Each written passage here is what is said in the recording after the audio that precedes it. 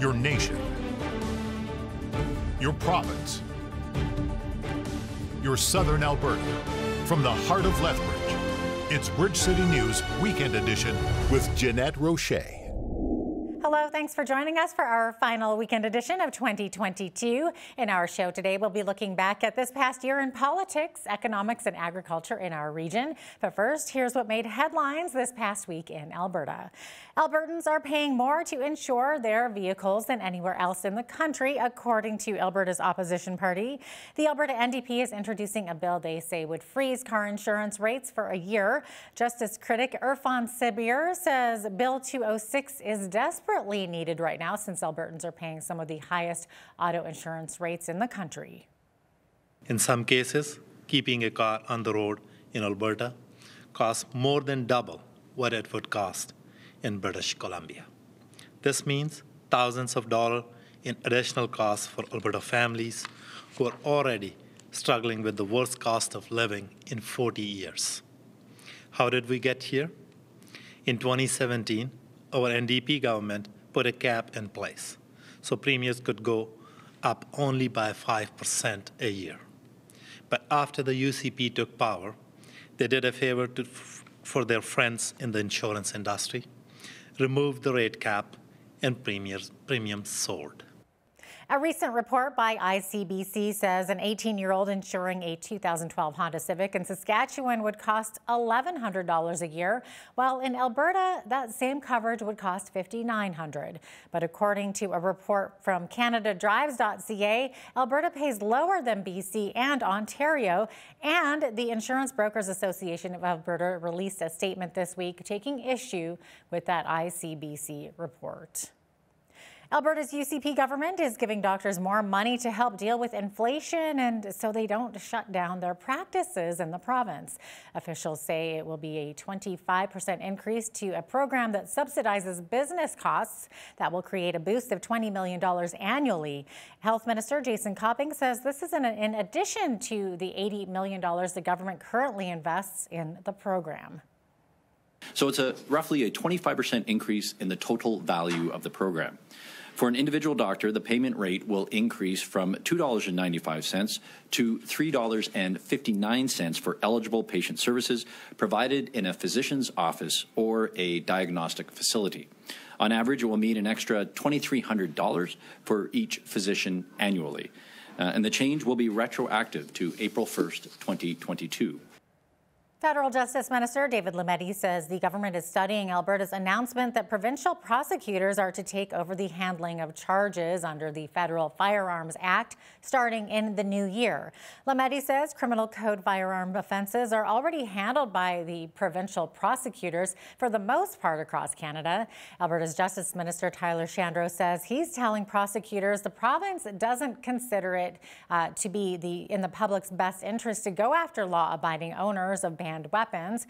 He also says the directive does not tell prosecutors what they can and can't do, but simply sends a suggested message on priorities, adding that the Liberals' Bill C-21 is very political and does nothing to address crime. They're proposing to remove mandatory minimums for a variety of offenses, including weapons trafficking. They are failing to do anything about the illegal smuggling of firearms across the border. If this is about keeping our community safe, there are a lot more reasonable measures that need to be taken before or instead of the proposed ban on firearms that are included in the OIC, but also in C-21 and those most recent proposed amendments. The Alberta government announced a 5-year plan to help drive economic growth and address challenges in rural regions. Agriculture Minister Nate Horner says that includes $125,000 to each of 8 regional economic development alliances to support long-term prosperity. Horner says his province is also focused on attracting more workers to rural Alberta and improving internet for those on farms and ranches. The broadband strategy that will invest up to $390 million over 4 years to improve broadband services across the province. Nearly $933 million for irrigation infrastructure in partnership with 9 irrigation districts to expand and modernize Alberta's irrigation infrastructure.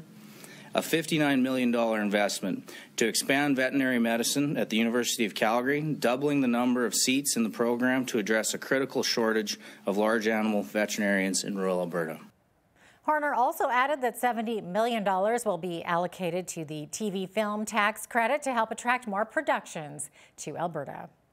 Coming up, a look back at 2022 and the issues plaguing both citizens and politicians. Stay with us.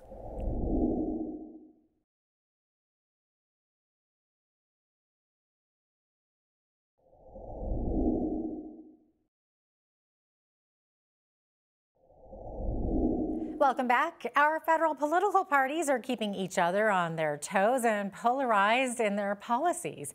Earlier this week, Hal Roberts and Lethbridge MP Rachel Thomas sat down to discuss the issues plaguing citizens and politicians alike. Have a look. The Auditor General said Ottawa spent way too much on vaccines, Rachel, many of which are allegedly going to waste. The report also said that several ineligible Canadians received CERB or other financial support during the COVID-19 pandemic. There was also $28 billion in suspicious expenses. What are your thoughts on the Auditor General's report?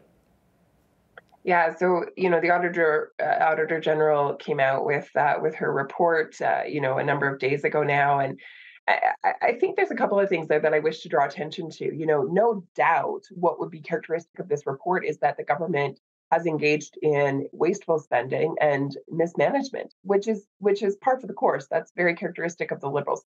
But I want to highlight this as well, that it wasn't just $28 billion in suspicious spending, but that's on top of an already confirmed $4 billion that was given away in illegitimate benefits.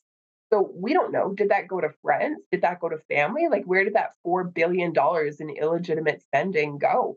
And then plus you add that to the 28, that equals a total of $32 billion in suspicious or altogether illegitimate spending.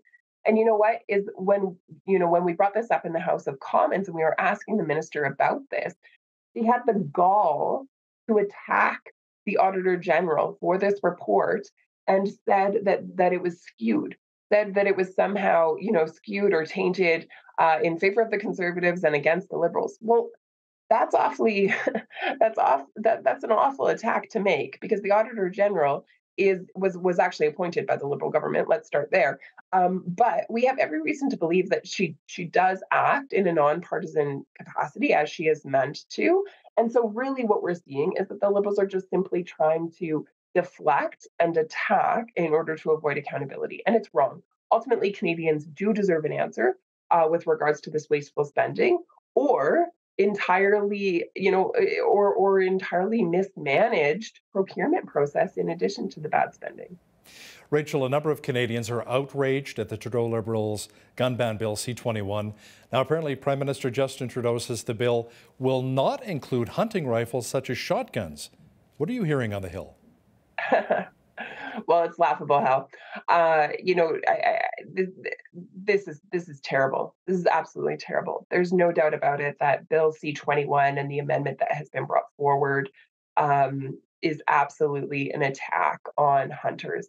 We are talking about law-abiding citizens who responsibly use their firearm, those who use it for hunting or maybe sport shooting or to protect livestock on a farm. These are the individuals who are minding their own business, participating in a cultural event called hunting, providing for their families often through that means. And so this legislation that the Liberals have brought forward, along with the amendment that they've added to it now, will actually outlaw, for sure over 1,000 hunting rifles and counting. And we're talking about classic hunting rifles. We're talking about lever actions, for crying out loud. We're not talking about firearms of war. And so let's be really clear here. Let's be really realistic. And at the end of the day, what's very evident is that the Liberals are very interested in playing politics and going after those law-abiding citizens who are using their rifles for good purposes. And they're doing it in the name of supposed safety. But what I find interesting and what Canadians find, I think appalling when I talk to them, is that the government is claiming to do this in the name of, keeping our communities safe. But at the same time, the Liberals are doing nothing to take gangs off the streets and they're doing nothing to shut down illegal gun smuggling across the US border. And so until the Liberals actually take real action with regard to making Canada safe, I don't believe Canadians should believe a word they say. Rachel, Canadian Heritage Minister Pablo Rodriguez says that Bill C-11 would provide levers to press social media providers to tweak algorithms to comply with government regulation. Now, you're taking issue with that. Can you explain why? What are some of your main concerns? Bill C-11 is probably one of the worst pieces of legislation that I have ever seen in the House of Commons. It is censorship legislation through and through. The government will be dictating to social media companies what algorithms they should be using. After the break, broken windows in Calgary, and can we keep funding and operating Alberta Health Services in the same way as yesterday and expect different outcomes? You won't want to miss what's next. Stay tuned.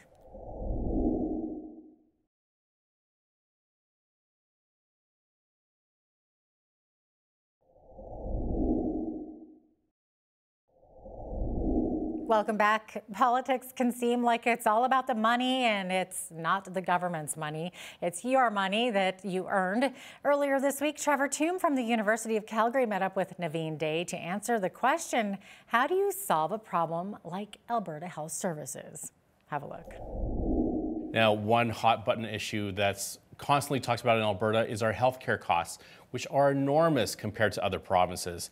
Some could use outcomes as a benchmark. Do you think the government can keep funding the same model but expect different outcomes? So I do think some fundamental changes are required and will be coming down in Alberta and other provinces as well. So Alberta, yes, historically has had much higher levels of healthcare spending than other jurisdictions, despite the fact that our population is so much younger than where it is elsewhere. You know, that normally comes with lower levels of healthcare expenditures. So when you look at our demographic structure and our spending, then that gap between us and the rest of the country is even wider. Now, in recent years, the pandemic obviously threw a wrench into the government's plans here, but they have engaged in some pretty significant restraint on spending growth in Alberta, kind of holding the line, not just in health, but in many other areas. And the gap between us and the other large provinces of BC and Ontario and Quebec has shrunk dramatically. And so, you know, that's interesting. We'll, I guess, have to see if that continues. But a big challenge is that, you know, we do have a young population, but it is aging. And it is aging fairly rapidly here and in other provinces. And that's going to be a big source of pressure on the government. So how do we address the rapidly rising demand for health services as a larger fraction of our population, you know, ages beyond 65? That's going to be a big, heavy lift for the government. And it's not at all clear that they have a specific idea of how to handle that. You know, we could see different models of healthcare delivery. I think an increase in the number of, say, private surgical facilities is one item that Quebec, BC, and now Alberta has started to pursue. You know, that might be one way to do it, but it's going to be a big challenge. And this is by far the largest area of government, so the most important one to keep an eye on. And as an economist, do you think that there is a better way to fund healthcare in our province? So it's a little beyond my area of expertise, but I will say with 100% confidence, at least from my own perspective, that we tend not to have very productive health policy discussions in Canada. You know, it's kind of viewed as the sacred area of the country that you can't innovate in some areas if it ever involves, say, privately provided, even if government funded health services. So I'd like us to, as a province and as a country, you know, recognize it's an important area of government service. There's strong reasons for having government funding various types of healthcare services, but we do need to entertain reform, I think, especially as our populations age right across the country. And it's not just Alberta, Newfoundland and Labrador, for example. By 2040, 1 in 3 residents will be over the age of 65. And our current approach is just not well suited to handle those pressures. Now, Trevor, you live in Calgary, and some in the city want to build another hockey rink. Do you think this building project is just another example of the broken window theory we talk about in economic theory, or is it just an economic win for the city, government, and team? So let me first, I guess, step back and maybe try and define that broken window theory. So this is an idea that if you spend on a certain activity, regardless of what that activity is, you're going to boost the economy. And so if you break a bunch of windows and have to spend money to fix them, well, that's a boost for economic activity. And so that's I think, a problematic way of thinking about what drives an economy, which is producing goods and services that we consume and enjoy, rather than taking up capital and labor to fix things that broke. So the idea that just spending drives GDP growth is, I think, pretty poor intuition. So the arena is an example of an area where many proponents will point to it and say it will boost the economy because we're going to have all of these construction jobs. We're going to be spending X and Y in that area, and that translates into GDP boost for the city. Whereas I think the right way to think about the arena is that, like anything, there's pros and cons. Economically, what it means is that economic activity is going to shift within the city, into the area around the arena. It'll draw people in who might spend money on restaurants in that location rather than elsewhere in the city. Up next, unlocking Canada's farming potential in 2023. Stay with us.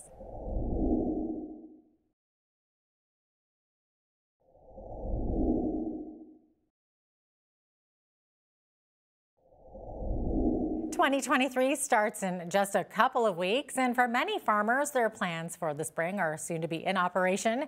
I recently chatted with Sean Haney of Real Agriculture on how to unlock Canada's farming potential. Looking back at 2022, can you give us a bit of a snapshot of how the ag sector in southern Alberta fared this year? Where did we do well and where did we do poorly?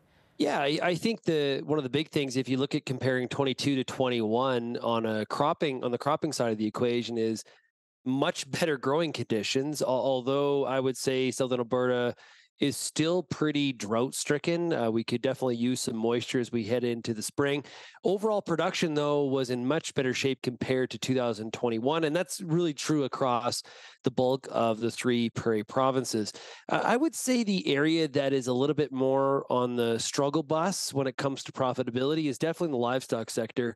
Feed costs have really been a real challenge for a lot of livestock producers. Of course, like north of Lethbridge, Picture Butte is an example of being the feed, the cattle feeding center of Canada, and producers in that area have really had to deal with higher feed costs and tighter margins. Yeah, when putting together a specific plan for spring, what does that look like practically? What kinds of things do farmers have to figure out and prepare for?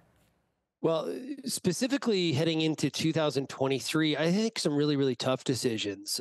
Fertilizer prices have been, very volatile over the past 24 months. We have seen that calm down somewhat. The volatility is sort of left a little bit, so maybe it gives farmers a little bit more time. But farmers know this: fertilizer is much more expensive than it was 24 months ago.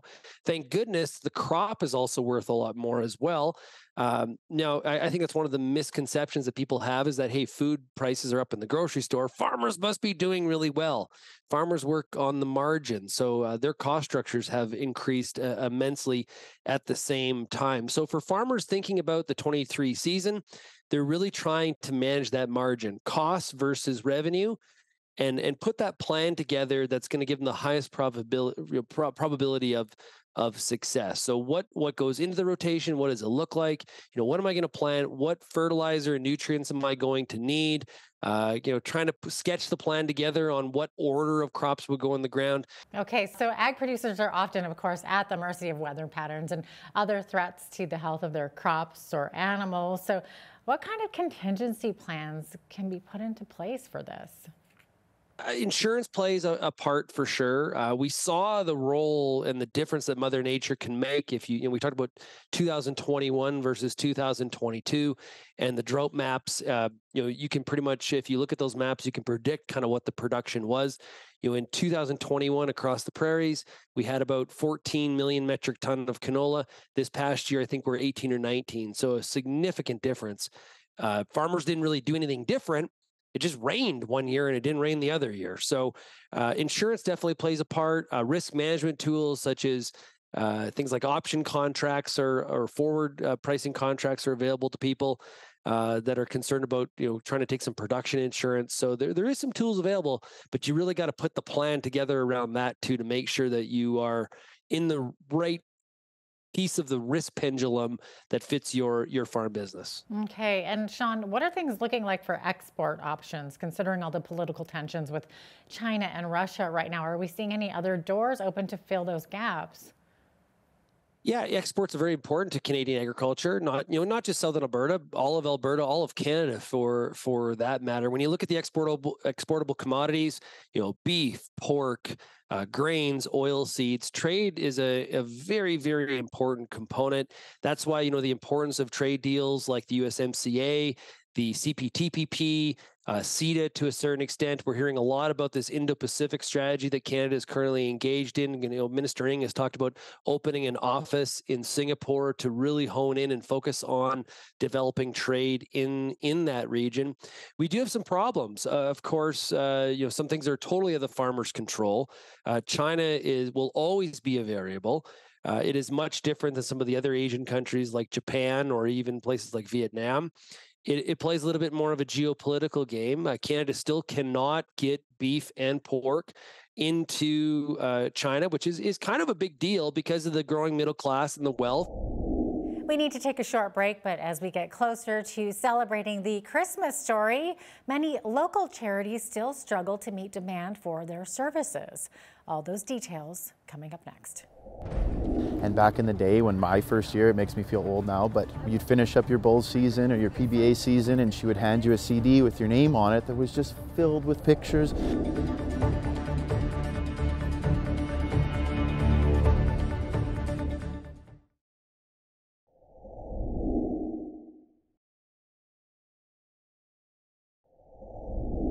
Welcome back. Anyone who has kids in sports in Lethbridge probably knows Cindy Adachi. She's become an extended member of the youth sports family because of her unique gift of capturing moments on the field and the ice with her camera.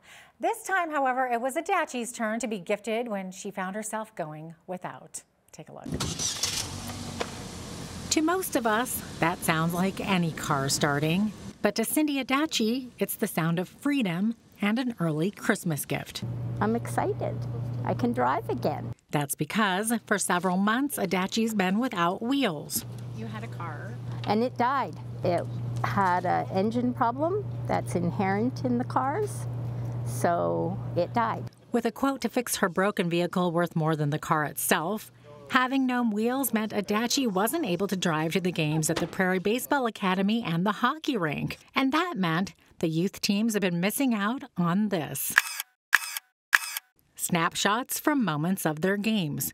For over 20 years, Adachi has spent countless hours in the dugout, behind the mound, and on the diamond, capturing these moments on the field and the ice from behind her lens. Individual action shots. She's running from one side of the dugout to the other dugout so she can get right-handed batters and left-handed batters and action shots. And she does it absolutely free. Jesse Sawyer was one of those young athletes who remembers Adachi snapping moments of his own youth games. Well, I've kind of grown up with her, and I was as a player and then as a coach, and she's been taking pictures as long as I can remember. And back in the day, when my first year, it makes me feel old now, but you'd finish up your bowl season or your PBA season and she would hand you a CD with your name on it that was just filled with pictures. So you could go home and you could look through them all and you could get them printed. And I know there's a few at my parents' house in Calgary. Just the amount of work she put into those and like editing them and putting them on a CD for you, it is just incredible. And she is the definition of a volunteer. She does it because she loves it. Yeah, I do it for free. It's just been something kind of fun. And I have no children, so they're like my kids. For the big and even the small moments, Adachi has been there capturing memories of a sport that has become such a huge part of these kids' lives. And in turn, she's become a huge part of the youth sports family in Lethbridge. On a Facebook post, one parent writes that Cindy not being present at the games created a huge void. That's why the parents of some of these young athletes set up a GoFundMe page to help her buy a new vehicle. After $700 was raised, they commissioned the help of Lethbridge Collegiate Institute's automotive department, which fixes up older donated vehicles. And we took some of the money from the GoFundMe and donated it to the automotives program, which would offset the cost.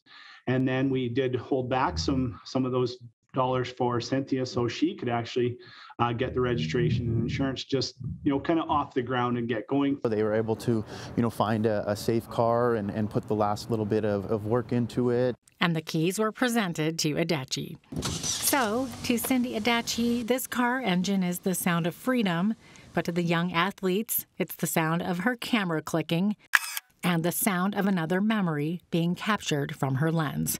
My heart is so full. There are no words to describe this. For Bridge City News, I'm Jeannette Rocher. Well, officials from the Angel Tree campaign here in Lethbridge are making a call for one last big push of toy donations. Staff from the initiative say this is a vital time coming down the stretch of the holiday season. We have the last 500 children to get gift bundle for, and we are really low on gifts, and it's just that year, right? Everyone is giving what they can. I super appreciate, but we just need that final push to get really good gift bundles to children, to bring magic to them, to bring hope, and we don't want to give them less than the first 500. So that's always our plan, is the first 500 and the last 500 receive the same. And we are asking the community for that just little help to get us over that hump. We have 10 days till Christmas. We will deliver up until Christmas Day if we have to. A few of the main toys still in high demand are dolls, science kits, art supplies, as well as sports-related items like soccer balls and basketballs. The University of Lethbridge's Operation Red Nose campaign has been forced to cancel one of the program's days this year due to a shortage of volunteers. An official with Operation Red Nose says this campaign also helps to support Pronghorns athletics, so having those volunteers is very important, and they might be forced to cancel additional days if they can't fill the spots. Anyone who's interested in helping can email the campaign directly. Coming up, to keep on a healthy path in the new year, it turns out all you have to do is listen to your body. According to a nutritionist, it sends us signals. That's next. Stay with us.